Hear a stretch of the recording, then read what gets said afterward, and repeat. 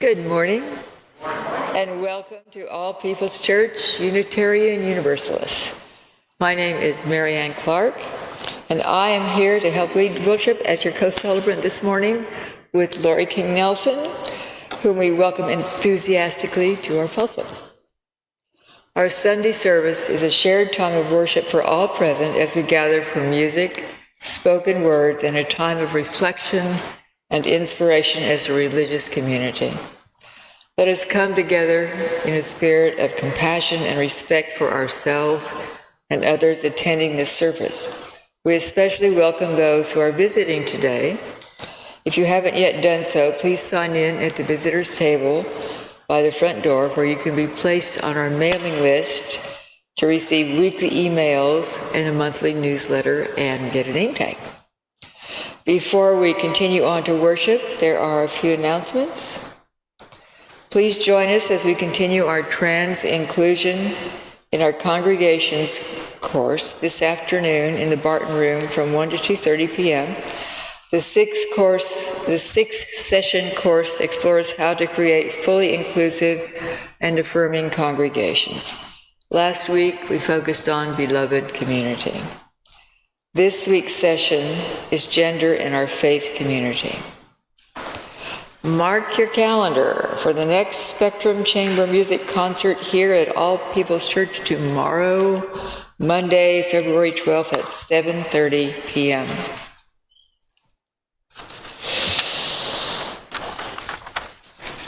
The concert will include a performance by Van Cliburn winner awarding pianist John Lee, and is sure to be a highlight of the season, and parking could be tricky.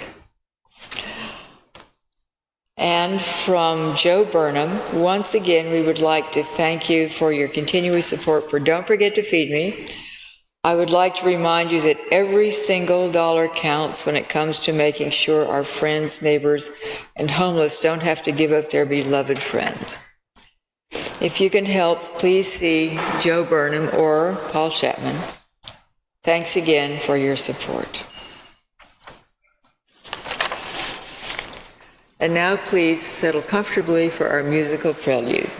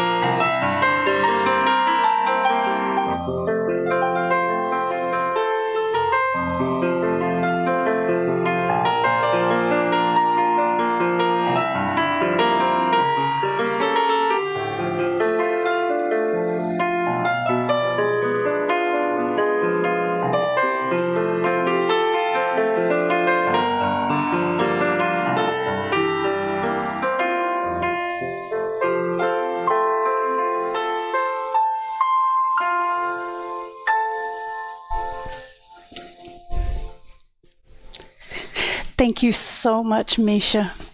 It's just beautiful meditative music. Before I do the call to worship, I want to tell you that I learned something on the way here this morning. I mean, that's not uncommon. We all learn something on the way to everywhere we go. But I heard the term paper ceiling, and I had never heard that before. And so once I got here and got into the parking lot, I looked it up on my phone. And it is the invisible barrier that comes at every turn for workers without a bachelor's degree, keeping them from higher wage jobs. It impacts mainly minorities. Paper ceiling. So carry that with you this week. You've learned something too now. Gather us up, all of us, everyone together. Let those with no power take ours, and let that be what binds us together in love. Let me ask you what kind of world you wish to live in, and together we will build that.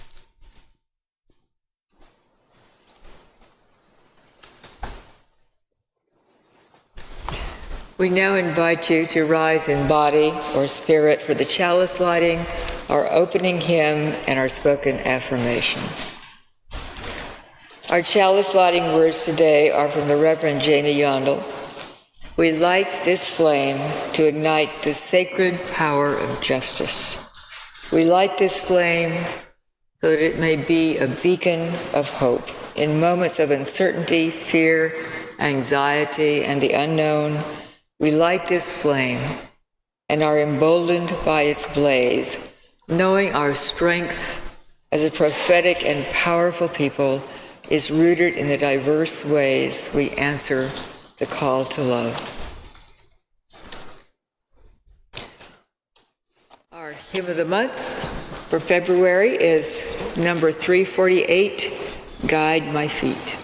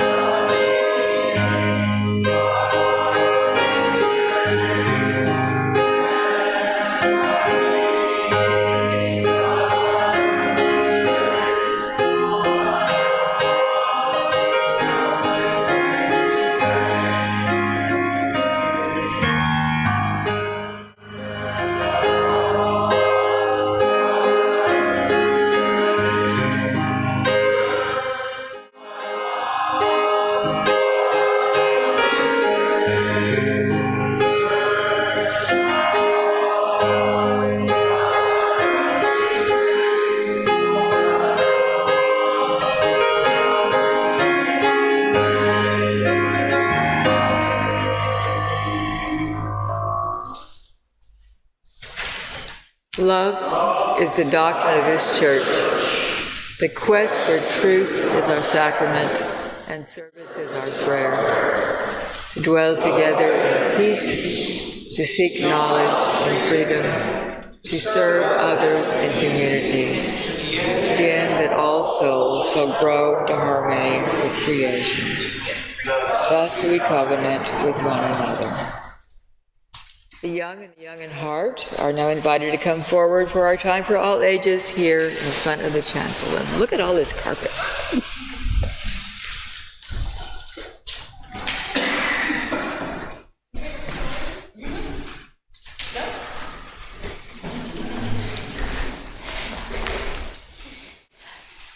Good morning. Somebody is going to be helping us with some music today, right? I'm so excited. I am so excited.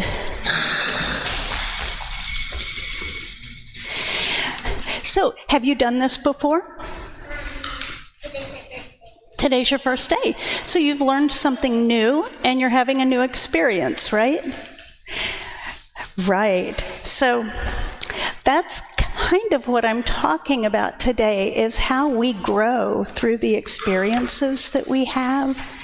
And every day is something new that helps us become something more than we were yesterday, right? So today you're a musician. Were you a musician yesterday? No. Yeah. So you've done something new and you've grown and learned. So I got this calendar. It's kind of weird for a calendar, right? So every day you take off a piece of paper. Like this was Friday. Do you want to take it off? Let me lift it up just a little bit. Okay. Go ahead and pull it. It's okay.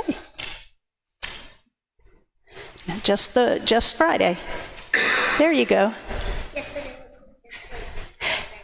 Oh, okay, pull off your birthday too, then. Okay. Is that just one of them? Okay. You can keep the 10. Yes. And there's February. So you can keep that. February 10th, your birthday. So now this is different than it was when I left it at work on Friday. Because more of this is showing. I don't know what this is going to be when all of the days of the years have been pulled off. But I know it's going to be something, because every day something new is exposed in this. So I can't just look at it today and go, oh, that's really beautiful. I love what this is. Because I don't know what it is yet, because it hasn't finished becoming. And that's like us, right? Because we have to wait and see what every day brings for us. Because we're going to be something different every day that we have experiences. So next week, come tell me what you learned during the week, okay? So I'll know how much you've grown and how many papers you've pulled off of yourself to become something else. Okay? All right. Let's sing her out of here, okay? Thank you so much for being here.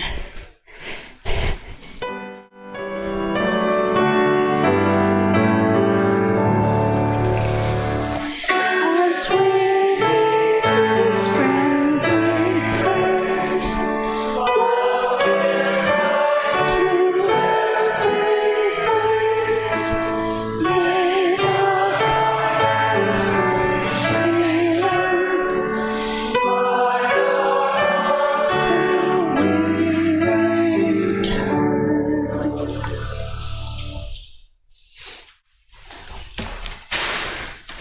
We give to remind ourselves how many gifts we have to offer.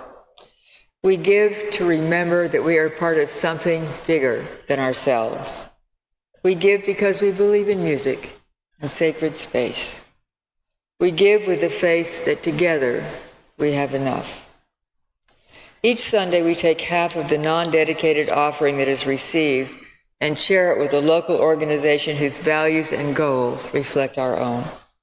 This quarter, we are supporting the Native Prairies Association of Texas, a nonprofit land trust dedicated to the conservation, restoration, and appreciation of native prairies, savannas, and other grasslands in Texas.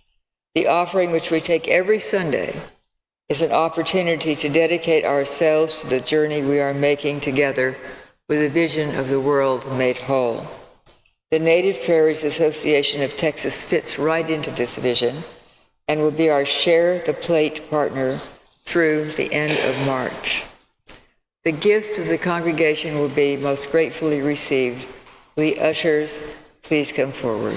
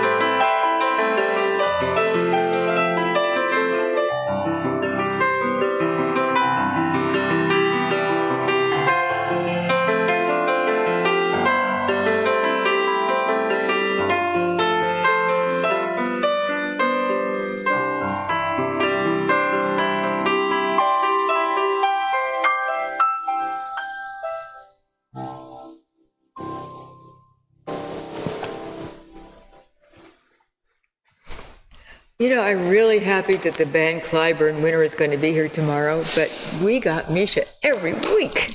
Yeah.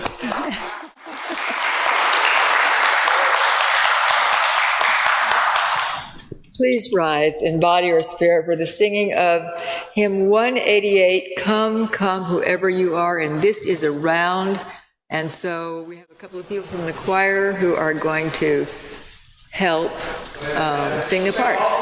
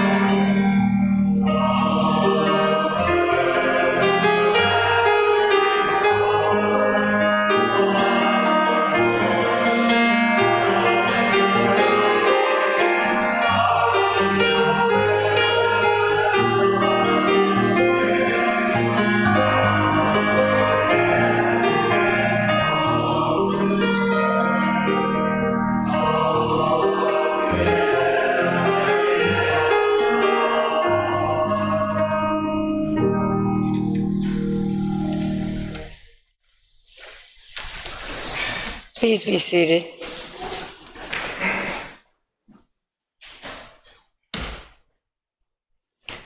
At this time in our service, we pause to give time and attention to the things in our community that are important to us.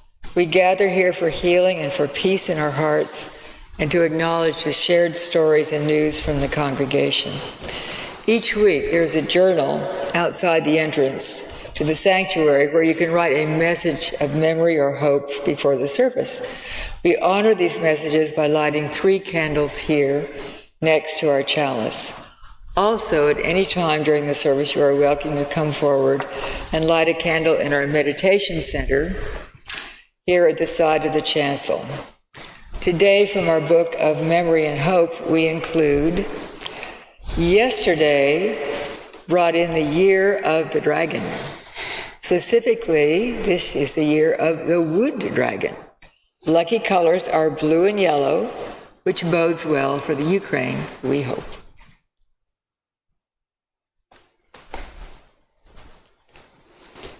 Our meditation words come to us from the Reverend Rebecca Savage. Spirit of life, eternal mystery that holds us close, receive the meditations of our heart this day.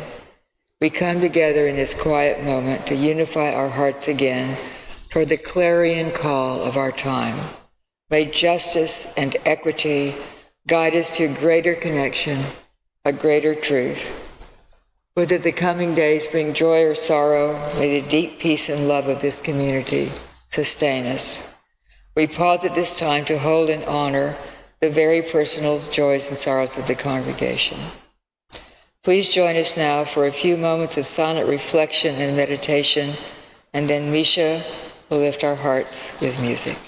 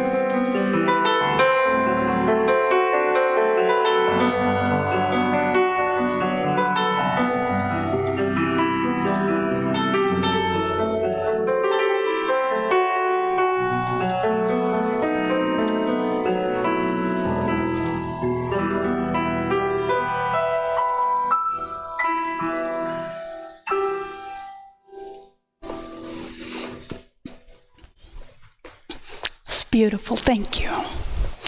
And Marianne, you're right. How lucky are we to have this every week? Oh. Our reading this morning is by Harriet Mullen, and it is a poem called "We Are Not Responsible." We are not responsible for your lost or stolen relatives. We cannot guarantee your safety if you disobey our instructions. We do not endorse the causes or claims of people begging for handouts. We reserve the right to refuse service to anyone. Your ticket does not guarantee that we will honor your reservations. In order to facilitate our procedures, please limit your carrying on. Before taking off, please extinguish all smoldering resentments. If you cannot understand English, you will be moved out of the way. In the event of a loss, you'd better look out for yourself. Your insurance was canceled because we can no longer handle your frightful claims. Our handlers lost your luggage, and we are unable to find the key to your legal case. You were detained for interrogation because you fit the profile. You are not presumed to be innocent if the police have reason to suspect you are carrying a concealed wallet.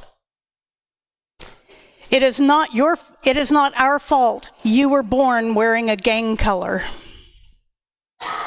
It is not our obligation to inform you of your rights.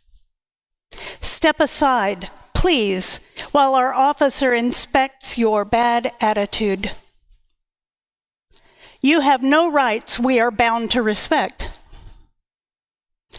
Please remain calm, or we can't be held responsible for what happens to you.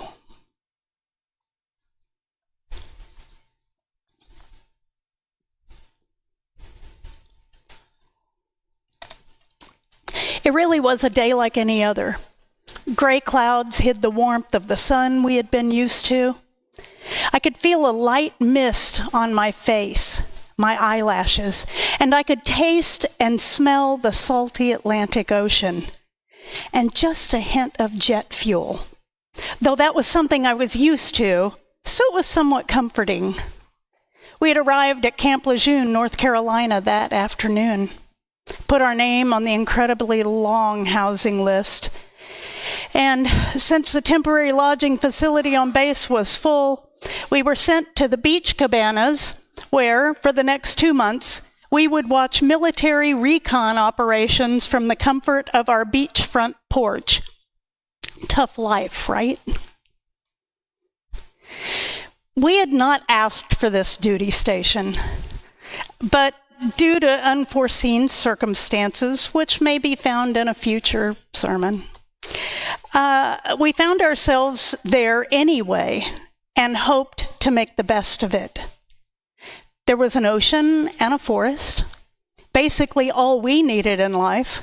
Florida and California had been a beautiful dream, but here, I just wasn't sure how we could manage living in the middle of nowhere. We had no idea how deeply this duty station would change us and change our view of the wider world. We had been told the wait list for base housing was 2 months at best, with the average wait time being about 5 months for a family our size, which included 2 nieces and nephews. There were other options available, of course. We could rent a house in town for twice the amount of our housing allowance, or stay in the old base housing that was slated for demolition at some unstated future date. If we stayed there, we could move in right away, and they would let us keep all of our housing allowance. That sounded pretty appealing to this young, broke family of 7. We hopped into our Mustang, the wisest choice for a family our size, and drove out to the edge of civilization, finding row after row of tiny rundown houses, slowly being swallowed by the forest. Every third or so house had either burned down, exploded, or both. Surely we were in the wrong place. We noticed a few people standing in the street staring at us, and I'm sure the reason was that these black families were wondering why these white people were out here driving slowly in a place you don't normally end up by accident. It was, after all, 1978 in the backwoods of North Carolina. Just as we were about to turn around and drive back out, we saw a man wearing military fatigues emerge from one of the houses and decided to stop and ask what this place was.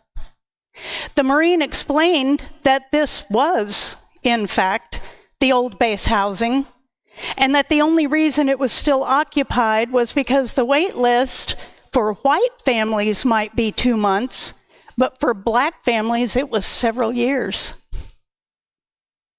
Every few months, one of the houses would explode or catch fire from the gas lines that were no longer maintained. This was the only option for these families because it was difficult to find places in town that would rent to black people. We exchanged contact information, not realizing that we had witnessed the presence of a system designed to limit justice and equity. I didn't even know what that meant until Willis Jacobs reached out to see if we could use our power to get a meeting with the Military Housing Board and help him present information that would show a military-wide system of racial bias that kept Black military members from obtaining access to base housing in the same way as their white counterparts. The years that followed were filled with change at Camp Lejeune. Families were moved out of the dangerous units and into the new units on base. And the old housing was torn down. Gas lines were shut down to protect the community. Other things changed as well. The rundown child care center used by, you guessed it, Black families, was closed, and the new center expanded to meet the child care needs of all families. I worked with Black and Indigenous mothers to teach a STEP program, that's systematic training for effective parenting, that also covered the differences encountered by military families who were also minorities. Of course, all of this was problematic for some because racism didn't disappear. Systems of injustice were just moved into the light. I remember speaking with a young Marine who said he had never encountered racism in the military and didn't understand why people felt they were being treated differently. Well, overt racism was typical in American bases here and in Vietnam. Although initially uncommon at the start of the war, after the assassination of Martin Luther King Jr., overt racism occurred at a higher rate. Following the assassination, some white troops at Cam Ranh wore Ku Klux Klan robes and paraded around the base. At least 3 instances of cross-burning were confirmed to have happened. Da Nang Air Base flew the Confederate flag for 3 days in response to King's death. In addition to being used in response to King's murder, Confederate flags and icons were commonly painted on jeeps, tanks, and helicopters. Bathroom graffiti proclaimed that African Americans, not the Vietnamese, were the real enemy. Black troops were discouraged from taking pride in Black identity, with one troop ordered to remove a "Black is Beautiful" poster from his locker. Following complaints from African American soldiers, Confederate flags were briefly banned, but soon allowed after resistance from Southern politicians who objected. Black identity publications were restricted, with some commanders banning recordings of speeches by Malcolm X and the newspaper The Black Panther. Despite segregation being abolished in the military, it still affected troops. Events like these happened on a daily basis, all while Black service members were being sent into combat at dramatically higher rates than their white counterparts, though they constituted only about 20% of overall combat troops.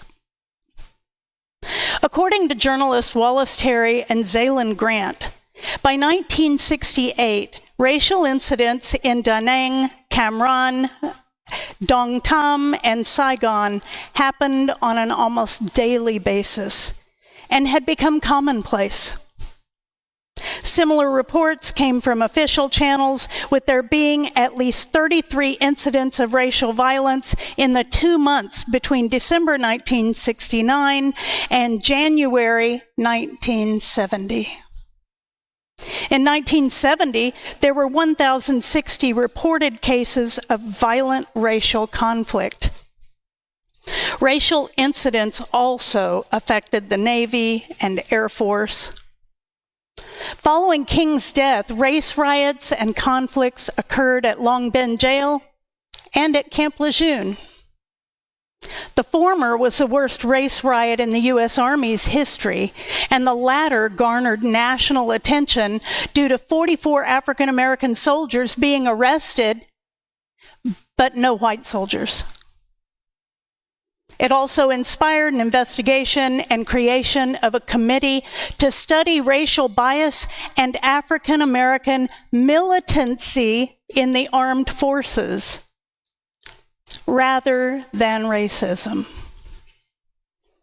Grant once claimed that the biggest threat to the U.S. military was race riots, not the Viet Cong. 10 years later, and a white Marine who had served in Vietnam was still not aware of the systems that produce injustice. I've never encountered racism in the military, he said. I asked him if he would join a small group of Marines for dinner and just hear their experiences. He did, and a few weeks later, we ran into each other at the base exchange. He thanked me for connecting him with them and said he felt he was beginning to see what he had been blind to before. I hugged him and said it was new to me as well, and that I felt every day I was shedding some of the old me. Now, here in 2024, I can look back and see hundreds, or more like thousands, of ways justice and equity left so many out of the American dream that democracy promised. After the Vietnam War, Black soldiers experienced PTSD at twice the rate of white soldiers. Experiences of racism compounded the effects of war and resulted in an epidemic of mental health crises and suicide. In Japan, I worked alongside a Marine, a Black woman of high rank, married to a white man who stayed home to care for their biracial children. That was the first time I understood intersections of injustice. She was all of those things in the 80s. I look back and see all that I didn't know and wonder how much more I could have done. That's the thing, though. Looking back shows us how far we've come and how much change we have been able to initiate. Picture any social system, a school system, a food system, a tax system, a workplace, a healthcare setting, a city, an economy. Now picture who has the power to decide how these systems operate. Picture who benefits from the system, who is harmed by or bears the brunt of its failures.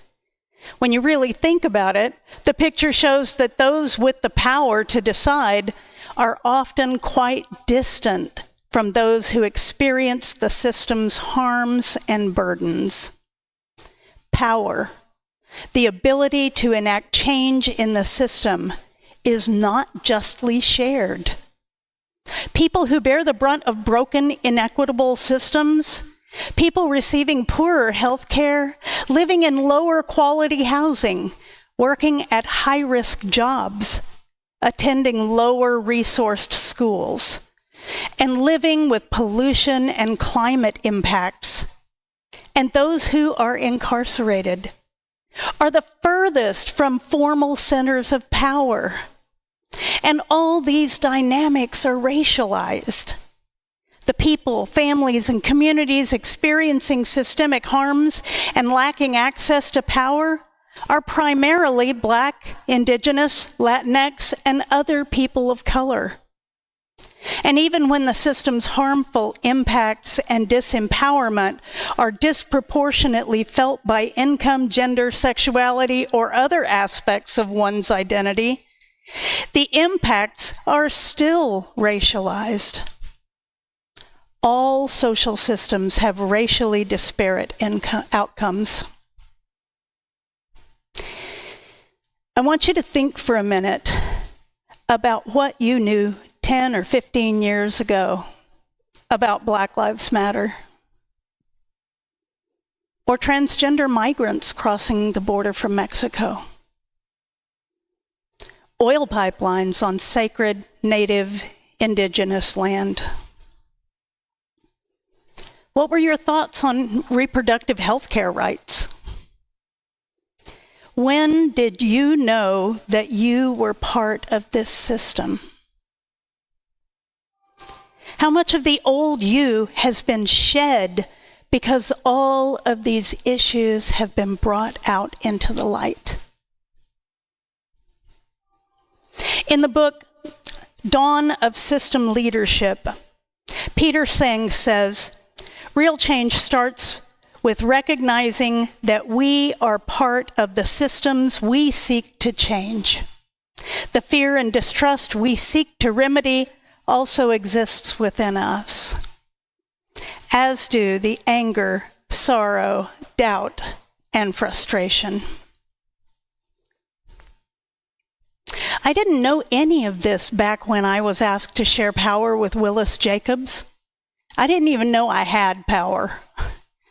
He asked, and I'm sure I sounded like Forrest Gump when I said, okay.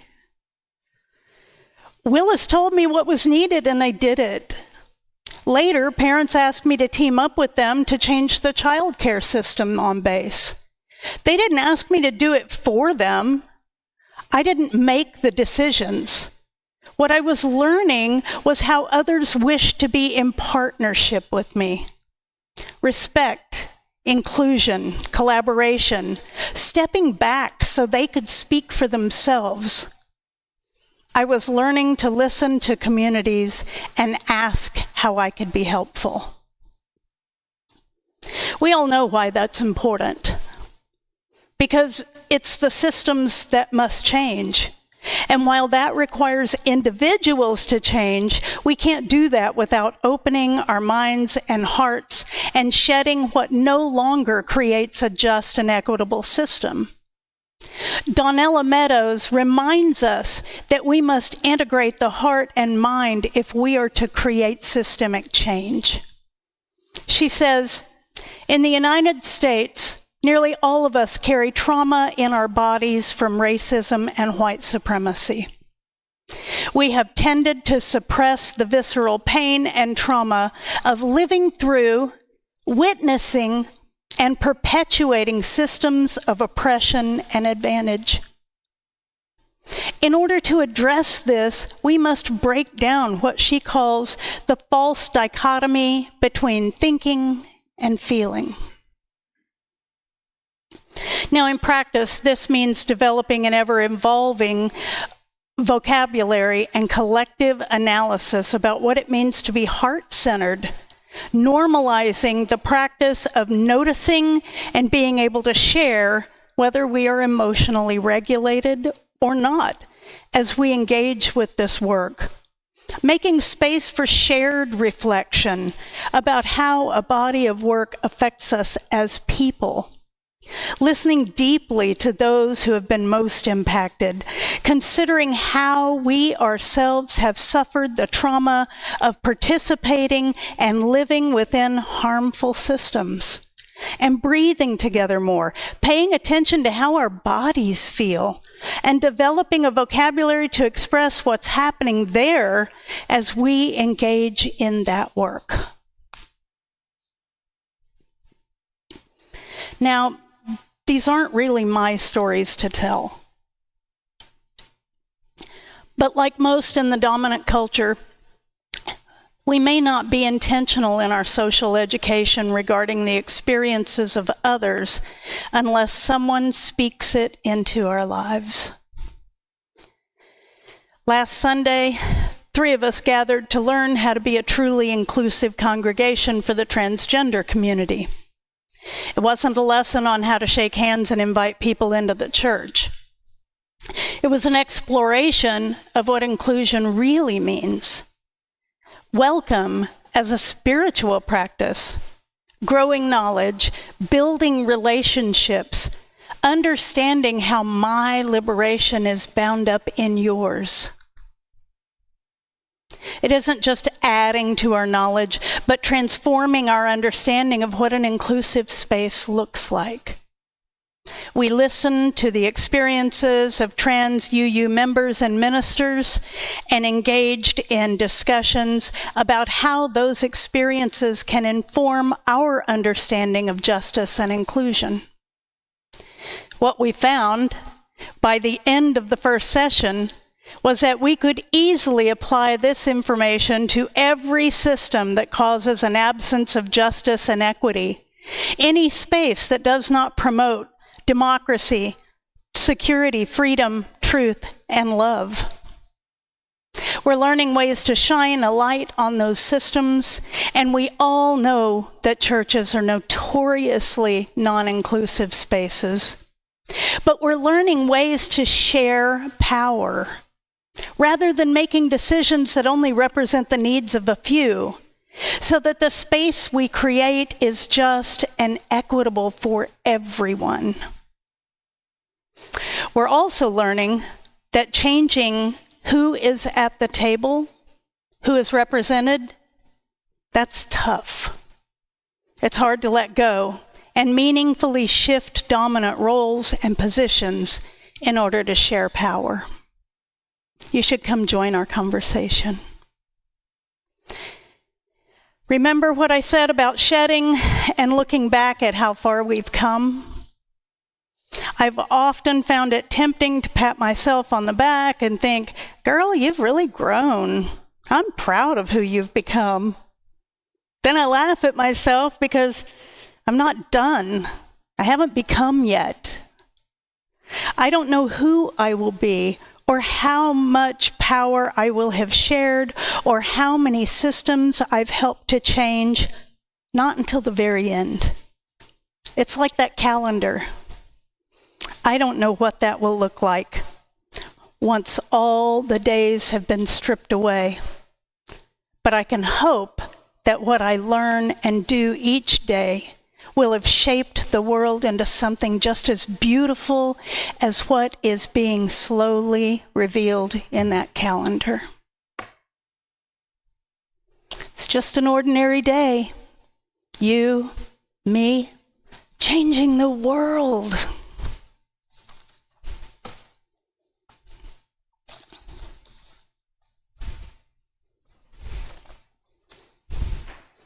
Will you join us in the closing hymn, number 124, Be That Guide.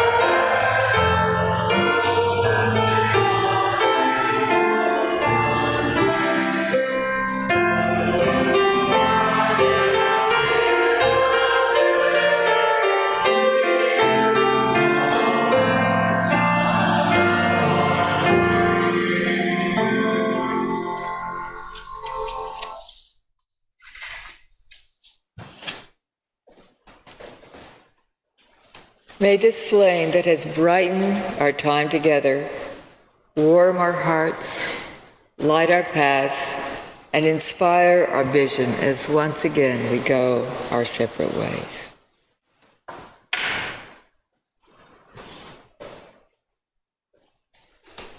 Whatever the rest of your day holds, I hope it is joyous and filled with thoughts of how you move through all of the spaces you move through each day. Let us be people who pass our privilege and power to those who seek to destroy systems of injustice and inequity. Let us be people who offer our own seat at the table to create real inclusion. Let us be people who do all things in love. Service has now ended. We invite you to stay for coffee and conversation in the library, and go team whichever won today.